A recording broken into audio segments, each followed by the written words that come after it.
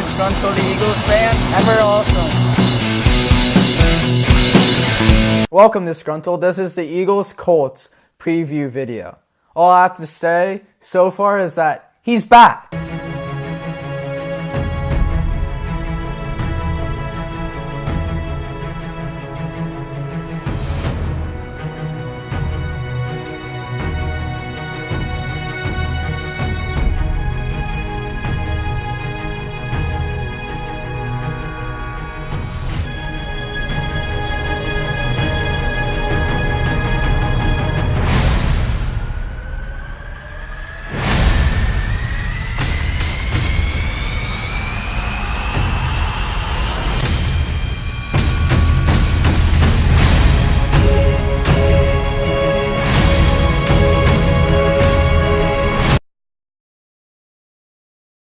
We are in the same situation as we were in the Bucs game. Andrew Luck is a very good quarterback, and we need to bring pressure, way more pressure than we did against the Bucs.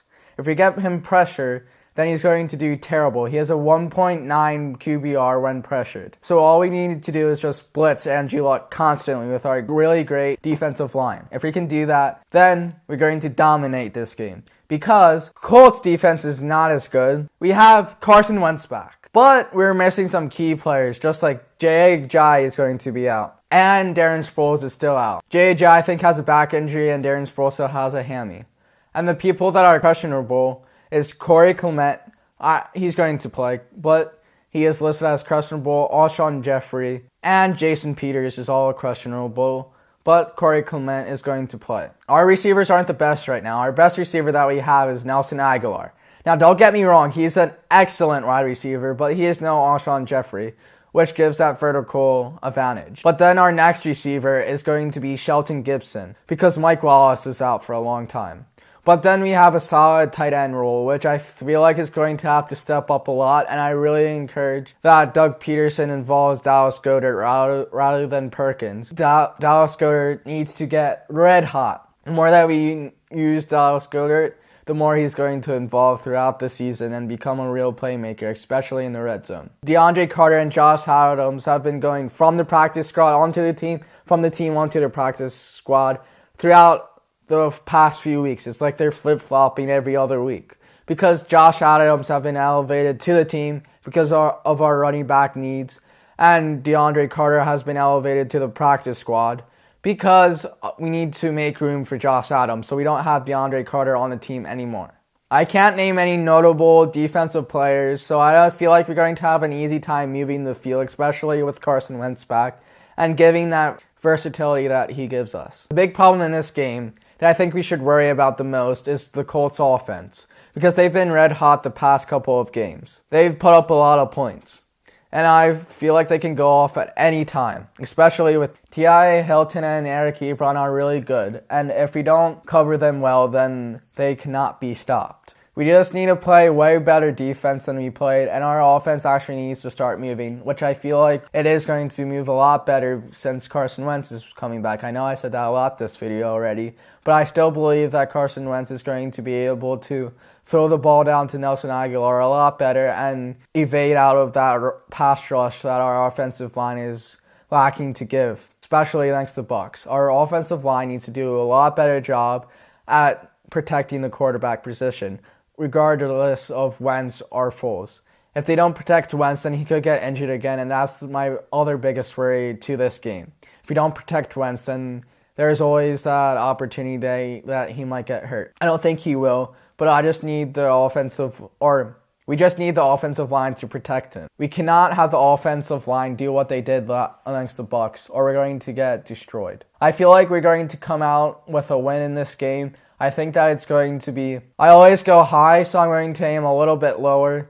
28-20 Eagles. I always go high in other predictions, but I feel like this is going to be a lower scoring game than what I usually predict. So I have the Eagles winning at 2-1. I feel confident when we get Jeffrey back and our other key players. I feel like we're going to dominate the league and go on a 13-game winning streak at 14-2 and rest all of our players during the end of the game.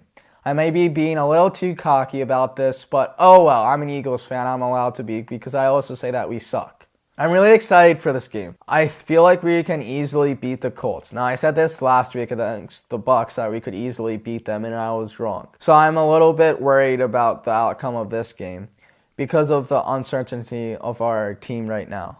But I still believe that we can go on a run. I'm just a little worried in the process. If we want to have any chance in this game, then our cornerbacks like Jalen Mills and Ronald Darby need to play a crap ton better if we want to have any chance. If we don't, and they're reading the newspaper while covering, then we have absolutely no chance like we did against the Bucs. I don't have enough motion for another comeback or another attempt to come back against the Colts. Just like the Buccaneers, I don't want to have that feeling again. I want the Eagles to completely dominate the Colts this game, so I don't feel like that way. I want to feel relief throughout the entire game, knowing that we will win. But I doubt that this is going to happen. But you know what? You can always hope, right? Before I end this video, I just want to see what you guys think if we picked up Dez Bryant. Not saying that we're even in the area of picking him up, but we are in need of a receiver. Would you guys be okay if he did pick up Dez Bryant, or do you think he's too cocky and wanting to even pick up? I just want your guys' opinion and your opinions on if we do pick up Jeremy Maclin too as well, because we are working him out later this week, or next week. Later next week. I just want you guys' opinion on that.